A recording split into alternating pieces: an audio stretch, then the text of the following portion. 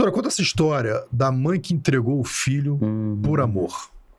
Nossa, isso foi muito legal. Foi na 14 também. O que aconteceu? Eu dou palestras, né? Dava muito na região dos lagos e ainda dou em alguns lugares aqui sobre violência doméstica e sobre drogas e repressão ao tráfico.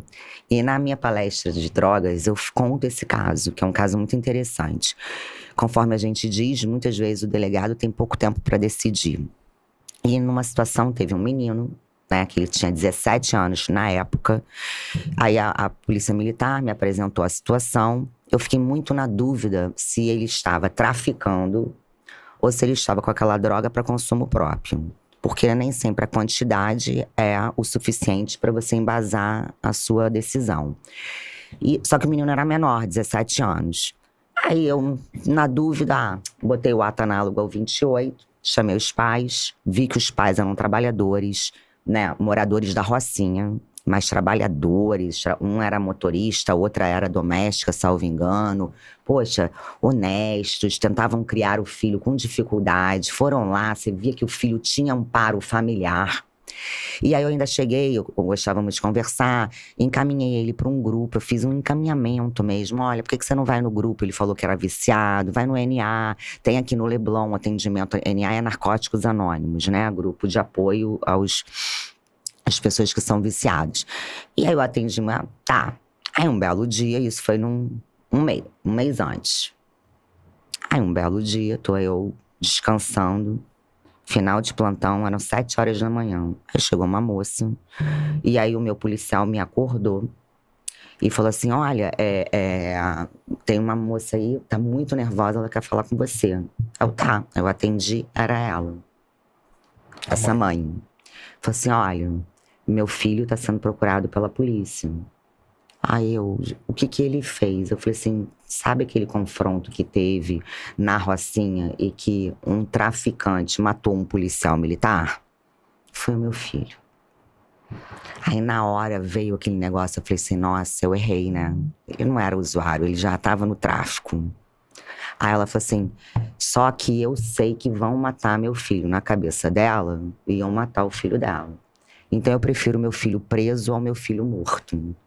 Eu sei onde ele tá escondido e eu quero que você vá lá prendê-lo, porque ele já tá com mandado de prisão.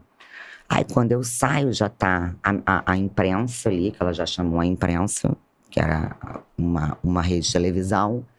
Nós fomos, do jeito que eu tava, só botei sapato, fui, ele tava escondido, isso também tá no YouTube. Tudo filmado, foi assim, ele tava escondido debaixo de uma ponte ali na praia de Botafogo. E aí nós fomos lá, demos voz de prisão pra ele. E aí depois aquilo ali meio que viralizou, né, na imprensa. Tipo, mãe entrega filho à delegada. Aí tinha uma frase dela, prefiro meu filho preso do que meu filho morto. Aí mãe entrega filho por amor. Aí tiveram vários, né, e ela deu uma reportagem, né, que ela não queria, pediu perdão ao filho, mas que ela sabia. E eu acho que ela foi inteligente, sabe? Porque ele ainda estava... Ele já tinha completado 18 quando ele tinha matado o PM, né? Tipo assim, ele tinha 17, eu botei ele no ato análogo ao 28. Sei lá, 20 dias depois ele completou 18, teve esse tiroteio e ele matou esse policial militar. E aí... Foi, assim, uma história que realmente me comoveu. Você vê o sofrimento de uma mãe, né? Caramba, doideira, hein? E do pai que sequestrou a filha? Como é que foi essa história? Lá no Leblon tinha essa filha, eu me lembro também, ela estava com a avó, com os avós maternos, e tinha uma briga familiar. Você sabe que muitas brigas familiares vão acabar na delegacia, né?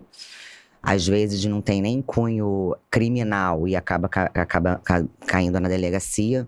Eles estavam com guerra entre guarda, e aí ele pegou a filha dos avós.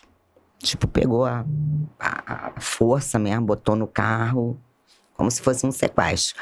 Só que quando é pai, nem sempre a gente encara como um sequestro, né?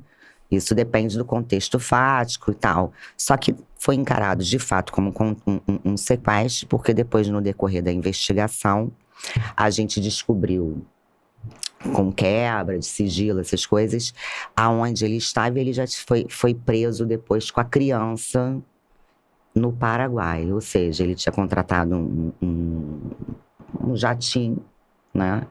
E já estava com a criança no Paraguai. Tipo, queria fugir com a criança e foi pego lá em outro país. Então, assim... Isso também aconteceu no teu plantão. Iniciou no meu plantão, né, o sequestro, e depois a investigação ficou com o JIC da delegacia. É bom que contrata, bota Flávio de adjunto, não precisa do assistente, né? Não.